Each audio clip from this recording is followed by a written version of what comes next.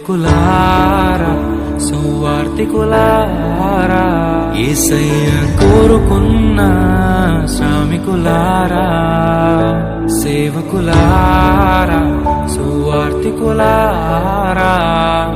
మీ మాదిరికై వందనము ఉన్నత పనికై మమ్మును పిలచిన దేవా మా కొరకై నీ ప్రాణం అర్పించితివి నీలో నిలచి ఉండుటే మా భాగ్యము నీ కొరకై జీవించెదము సేవకులారా సువార్తికులారా యేసయ్య కోరుకున్న శ్రామికులారా సేవకులారా సువార్తికులారా మీ మాదిరికై వందనము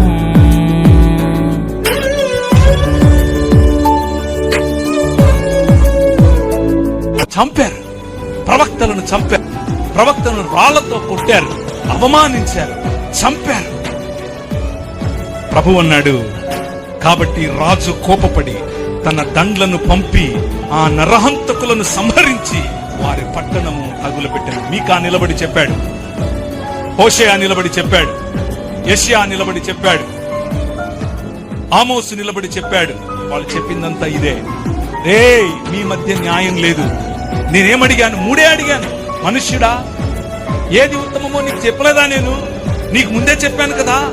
న్యాయమును జరిగించుటయు కనికరమును ప్రేమించుటయు, చెప్పండి, దీన మనసు కలిగి యెహోవా ఎదుట ప్రవర్తన. ఇంతే కదా, నువ్వు మనిషివి కాబాబు అంటున్నా నేను. అంతే.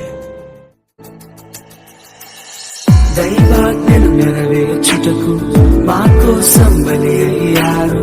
ప్రభు రాజ్యం ప్రకటించుటకు ప్రాణాలని విరచారు. మా ఆత్మను రక్షించుటకు హతసాక్షులు మీరయ్యారు. నీతి కిరీటము పొందుటకు అర్హులుగా మీరు.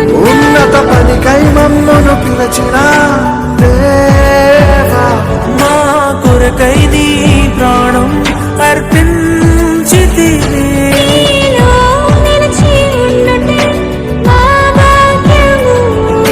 నీ కొరకై జీవించెదము. నిజంగా అంటాను, ఆయన రక్తం చిందించిన ఈ రాష్ట్రంలో లక్షల మంది సేవకులు పుడతారు, లక్షల మంది యవనస్తులు లేస్తారు. అంత గొప్ప కార్యం జరిగింది.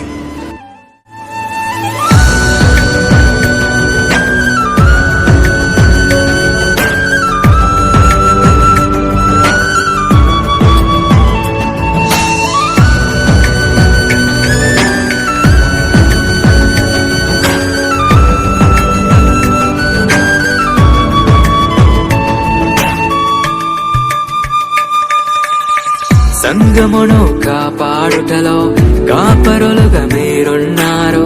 సువార్తకి పోరాడుటలో సిద్ధపడిన సైన్యం మీరు. మీ ప్రేమను ఎరుగని వారు అన్యాయముగా మేము చంపారు. మీ త్యాగం మేము ఎన్నటికీ మరచిపోము. సేవకులారా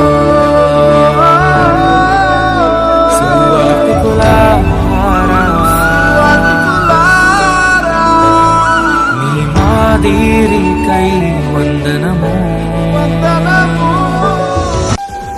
మనిషిని హిందువుగా చూడద్దు, ముస్లింగా చూడద్దు, క్రైస్తవుడిగా చూడద్దు, బౌద్ధుడిగా చూడద్దు. మనిషిని మనిషిగా చూడద్దు.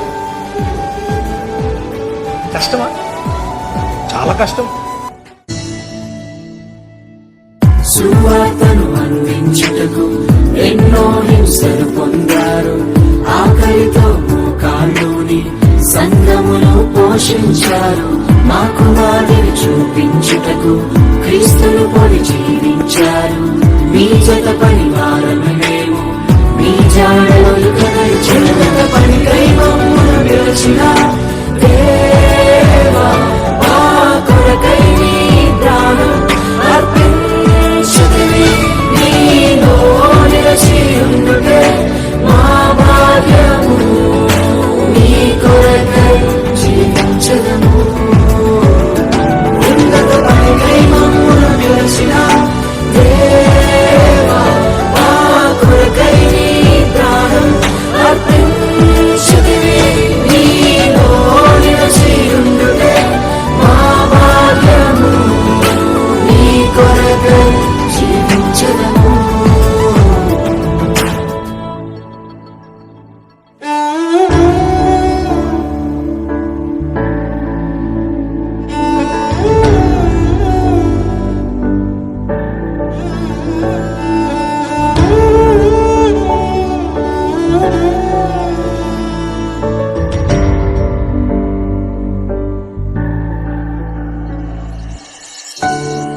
నిజమే కదా, మన దైవ సేవకులు మన కొరకు ఎంతో పాటుపడుతున్నారు.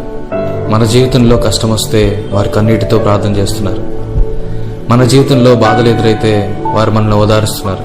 అటువంటి దైవ సేవకుల గురించి ఒక నెగిటివ్ న్యూస్ వస్తే అది నిజమో అబద్ధమో తెలియకుండా వారిని నిందించడం చాలా పెద్ద పాపం. హెబ్రీయులకు రాసిన పత్రిక 13వ అధ్యాయం 17వ వచనం ప్రకారంగా, మీ పైన నాయకులుగా ఉన్నవారు లెక్క అప్పచెప్పవలసిన వారి వలె మీ ఆత్మలను కాయుచున్నారు.